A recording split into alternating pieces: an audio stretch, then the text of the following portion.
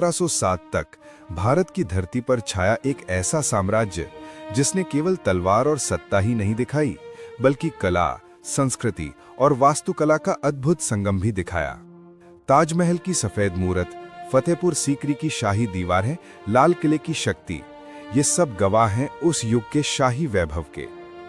आइए चलते हैं उस सफर पर जहां इतिहास में बसा है प्रेम, युद्ध, राजनीति और अमर विरासत। यह है मुगल साम्राज्य की कहानी। अध्याय 1, बाबर, एक सपने की शुरुआत। सन 1526 अफगानिस्तान की ठंडी पहाड़ियों से एक नया सितारा हिंदुस्तान की धरती पर कदम रखने वाला था। उसका नाम था ज़हीरुद्दीन मोहम्मद बाबर। 1, बाबर की पैदाइश और वंश।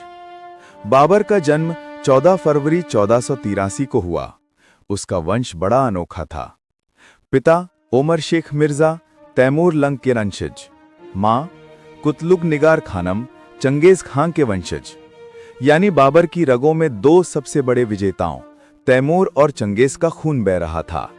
लेकिन वंश महान होने का मतलब ये नहीं कि जीवन आसान था। 2, बचपन और शुरुआती संघर्ष। बाबर सिर्फ 14 साल का था जब उसके पिता की मौत हो गई और उसे फरगाना की गद्दी मिल गई। इतनी छोटी उम्र में राज्य संभालना आसान नहीं था। दरबारी षड्यंत्र, रिश्तेदारों की बगावत और बाहरी दुश्मनों का दबाव, सब कुछ उसके सामने था। बाबर ने कई बार समरकंद, तैमूर की राजधानी, जीतने की कोशिश की, लेकिन हर बार हार गया। उसे मजबूर होकर काबुल की ओर जाना पड़ा। 3, काबुल, नई शुरुआत। 1504 में बाबर ने काबुल जीत लिया। काबुल की धरती उसके लिए उम्मीद की जगह बनी। यहीं से उसने भारत पर नजरें जमाई।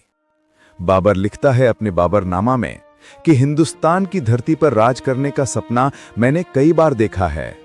ये जमीन समृद्ध है, लोग बहादुर हैं, लेकिन शासक कमजोर हैं। 4, हिंदुस्तान की ओर नजर। भारत उस समय राजनीतिक रूप से बिखरा हुआ था। दिल्ली सल्तनत के सुल्तान इब्राहिम लोदी के पास बड़ी सेना थी, मगर प्रशासनिक कमजोरी भी। अफगान और राजपूत सरदार आपस में बटे हुए थे। जनता शासकों की सख्ती से परेशान थी।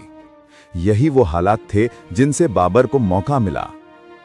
5, पानीपत की पहली जंग, 21 अप्रैल 1526। दिल्ली की गद्दी पाने के लिए बाबर को सबसे बड़ी लड़ाई लड़नी पड़ी।